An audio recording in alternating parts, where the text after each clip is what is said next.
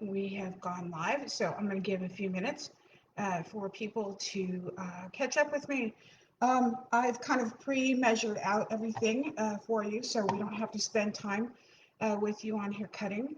If you look in the description of the online spaghetti making, you will see that there is the ingredients are listed there of what I have, but I'll go over them as we do this.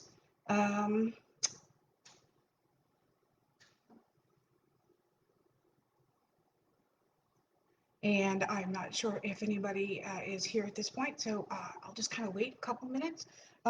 So one of the things I'm using is fresh organic. This is fresh basil from my friend's garden.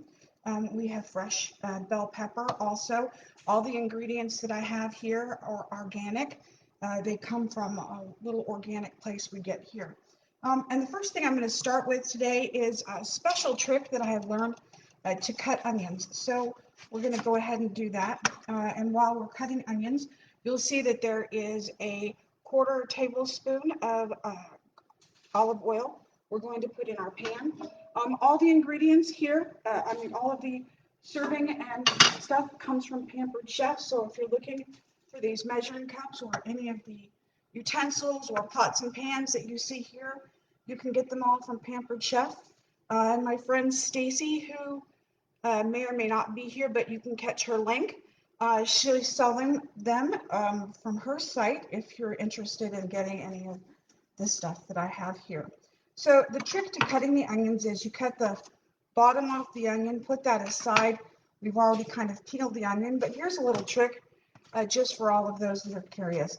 So if you just take a simple little knife here and actually go around the onion, such as this, almost in a pinwheels type fashion.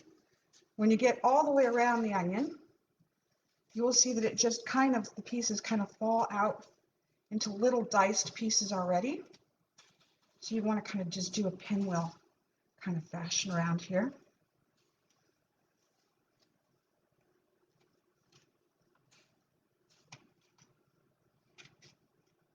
Once you've gotten the pinwheel all the way through, just take your knife here, cut straight down, and actually cuts into little pieces. So you don't have to go through the trouble of dicing. It's already pre-diced for you. This will save you a huge amount of time when trying to cut onions. It's also easier to cut, a little more stable to cut. And if you notice, it just kind of falls into little onion pieces.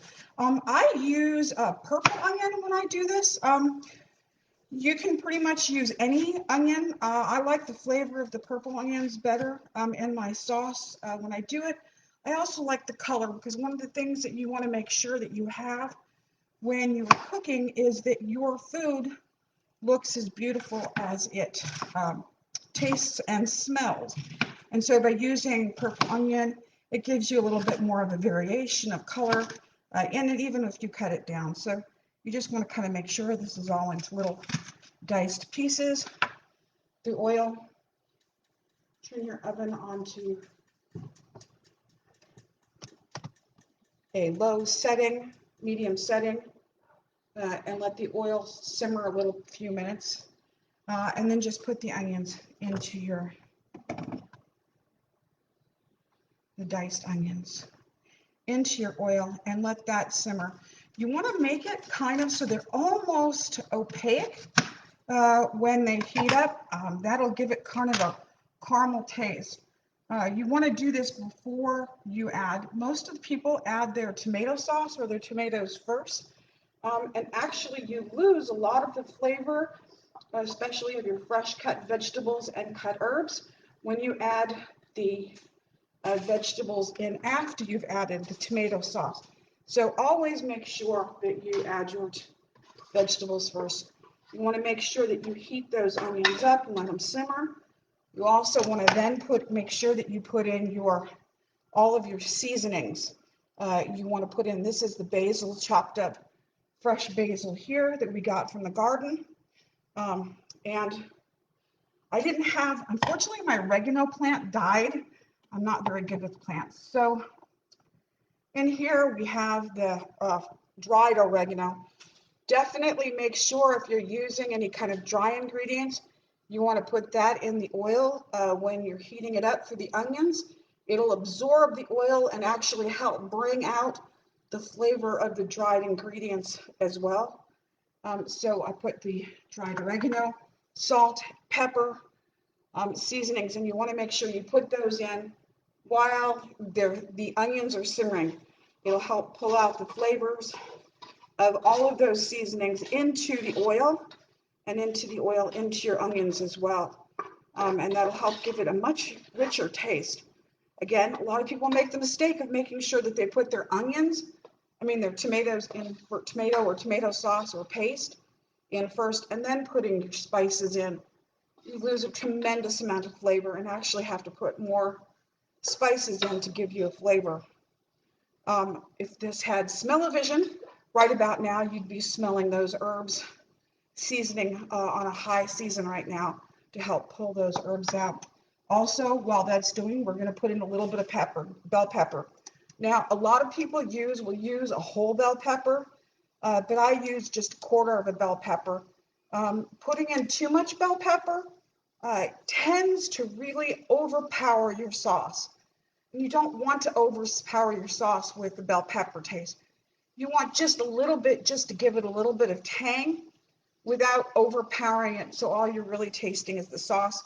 So really, I only put in a quarter cup of bell pepper into my sauce, and you put that in when you put the onions in. So again, it gives you the ability to saute the flavors in and brown them in, which gives it more, again, of a caramelized, burnt taste, little kind of not really burnt, but fried taste to it.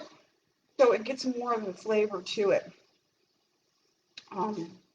My extended camera is actually working. I'd let you see this. We can see if I can get the camera to work. Hold on real quick. So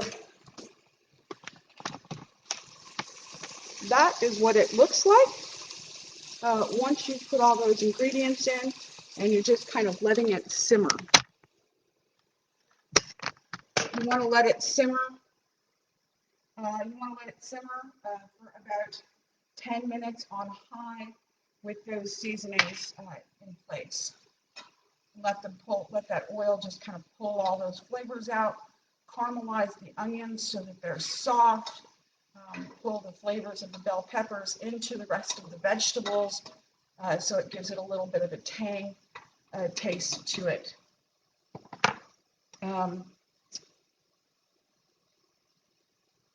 Is there any questions at this point? Is there anybody even out there?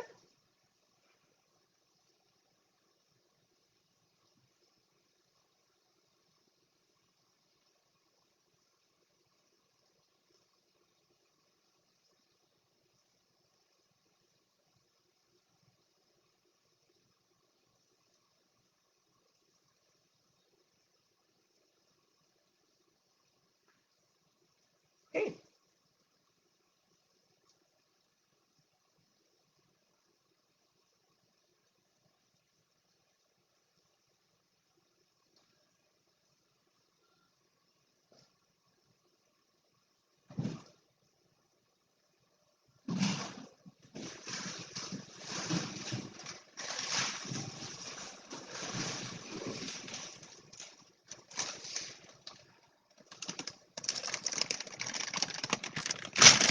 All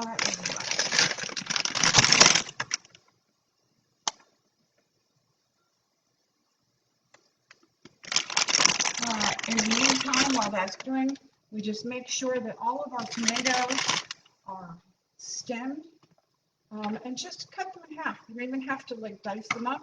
Just cut them in half so that they're open.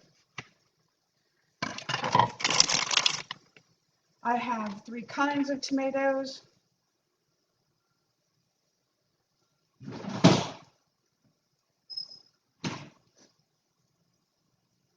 That I'm using, but any tomatoes will work for this project. So you just kind of want to cut them in half. You're merely going through the process of opening the tomatoes, not really having to. Once they cook themselves down, they will just gently fall apart in the sauce as they cook themselves down. So no problem going through a lot of detail and a lot of difficulty with it.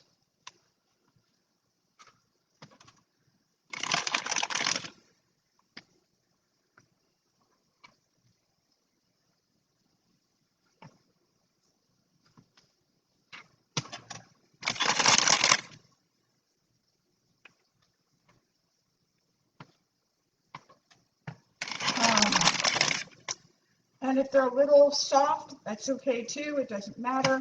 That's kind of the whole point, is to use tomatoes that you might not use for other things because they are a little bit soft.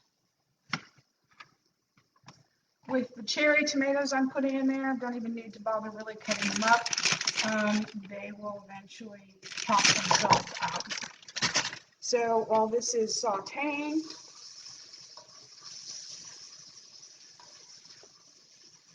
and we're almost at the point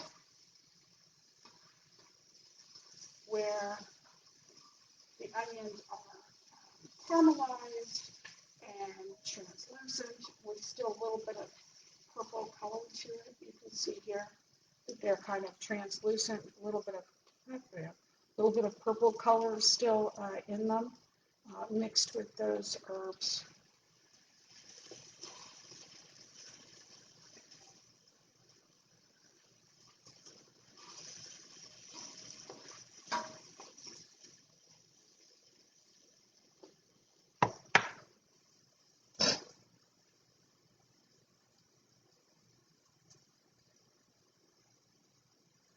So I'm also going to add at this point, now that the onions are mostly cut down, I'm going to add just a little bit of a cup of zucchini that I have shredded up.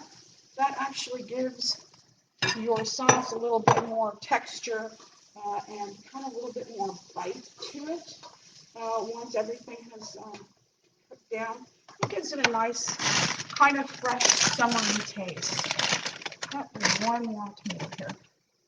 Just going to cut this one in half while we're still waiting for those onions to cut down. Is there anybody that has any questions? Feel free to ask.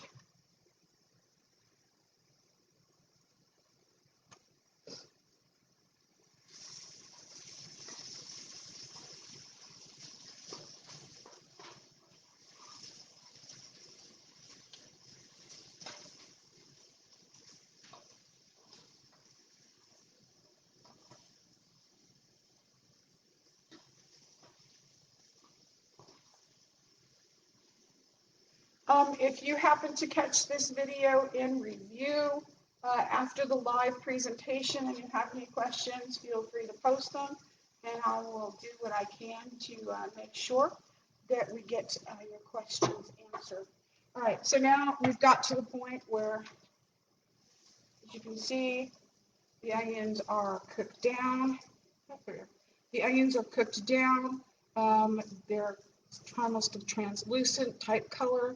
You still have a little bit of the bright bell pepper in there, and of course the green herbs and green zucchini, which adds some beautiful color to it. Can't smell it. At this point, you can go ahead and just add your tomatoes in.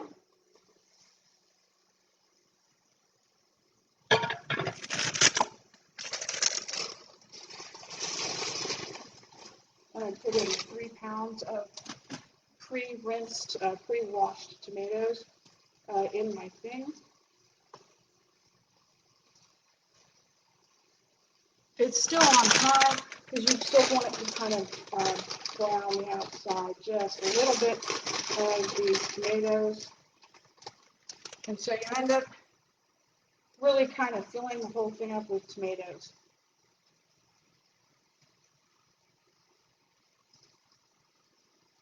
At this point, go ahead and turn it down to a simmer.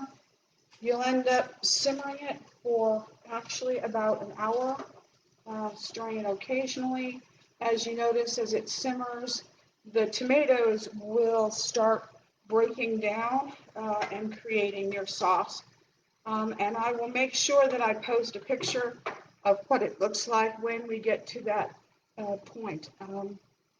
So while that's simmering, and we have the lid on that, This is where you'd stop if you were doing the vegetarian portion of this spaghetti sauce.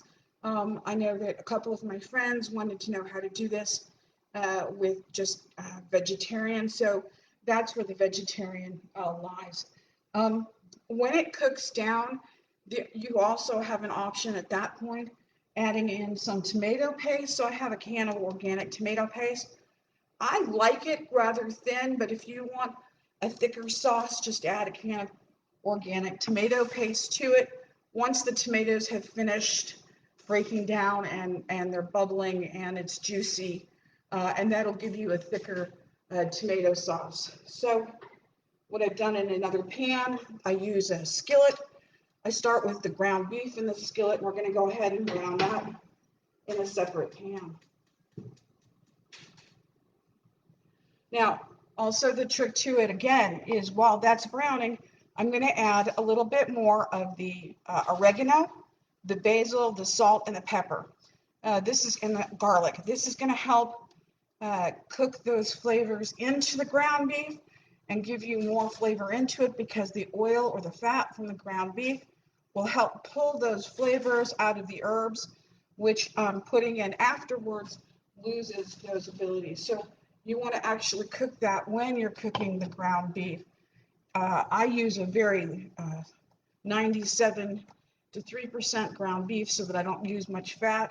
There's no real need to drain it at that point. You can just use that straight into there. If you're using a higher percentage of fat to beef, by all means, after you finish the process of browning it, even with the herbs in it, go ahead and drain that fat off before you add it to the spaghetti sauce. Once the spaghetti sauce is done, you can put it in a jar and put it away, or put it in one of these bowls with the really cool little red lids that come with them, and put that in the refrigerator. And we're going to use this sauce to we're going to use the sauce without the ground beef in it, just the vegetarian sauce. We're going to put some aside to use for next week when we go ahead and make lasagna. So I'm hoping that you will all come and visit me next week, next Saturday at 5 o'clock, when we make lasagna using our spaghetti sauce as our base. Thank you very much for coming, and I hope you have any questions. Please leave them at the link.